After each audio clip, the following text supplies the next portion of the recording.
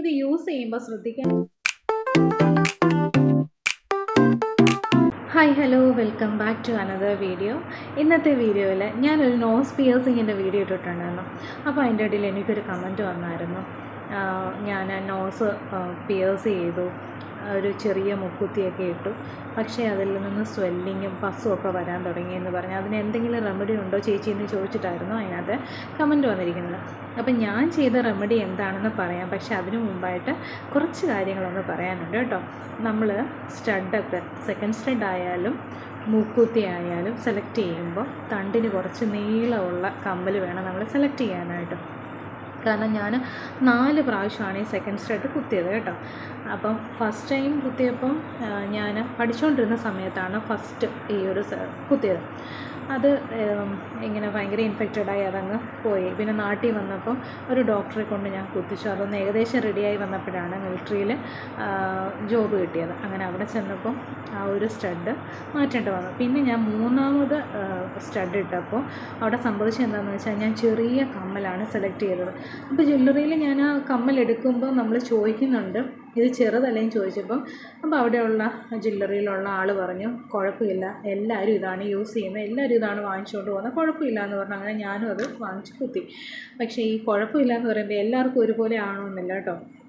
അതുകൊണ്ട് നിങ്ങൾ തണ്ടിന് കുറച്ച് നീട്ടമുള്ള കമ്മൽ വേണം സെലക്ട് ചെയ്യാനായിട്ട്, അല്ലെങ്കിൽ നമുക്ക് പ്രോപ്പറായിട്ടുള്ള എയർ സർക്കുലേഷൻ അവിടെ കിട്ടത്തില്ല, പെട്ടെന്ന് അത് ഇൻഫെക്റ്റഡ് ആയിപ്പോകും. ഞാൻ ഇത് ഈ ഒരു ആണി ചെവിയിലോട്ട് ഇങ്ങനെ സ്കിന്നിനോട് ചേർന്ന് അങ്ങ് പൊതഞ്ഞു പോയി.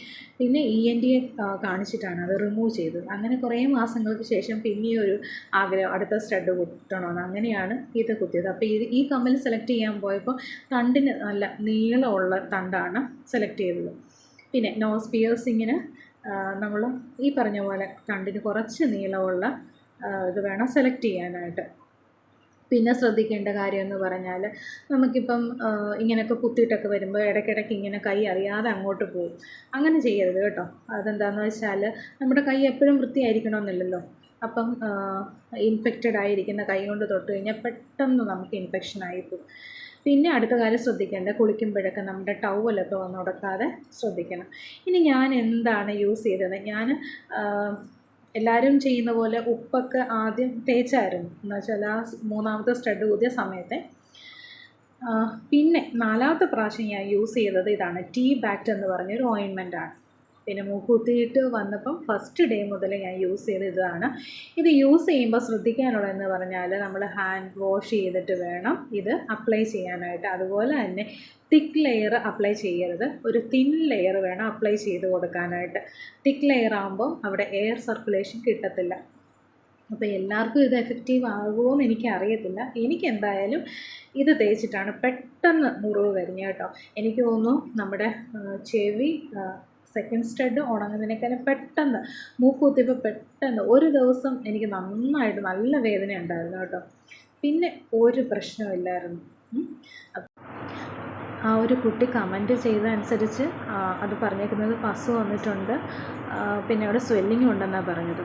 അപ്പോൾ അതിനി ആ ഒരു കണ്ടീഷൻ വേഴ്സൺ ആകാതെ അതിനെ ഒന്ന് ENT കാണിക്കുന്നതായിരിക്കും ബെറ്റർ കേട്ടോ. അപ്പോൾ ഇത്രയേ ഉള്ളൂ ഇന്നത്തെ വീഡിയോ.